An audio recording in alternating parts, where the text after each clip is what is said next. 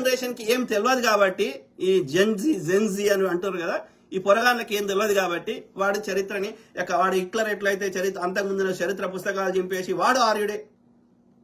వాడు హిట్లర్ ఏం చేస్తాడు, ఆర్య రక్తం వేరని చెప్పి వాడిని పిల్లలు కనాలని ఎక్కడో పంపించి అక్కడ పోయి వాళ్ళ ఆర్య స్త్రీలతో పిల్లలు కనేవాడు వాడు. ఎంత పిచ్చిలండి కొడుకులు వీళ్ళు.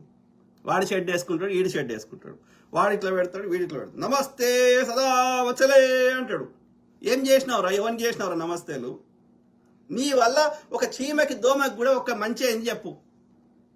ఇవాళ సమన్యాయం కోసం పోరాడుతుంటే పిట్ట లెక్క కాలుస్తున్నాడు. వాళ్ళకి ఒక భూమి ఇమ్మన్నారా ఒక నక్సలైటు?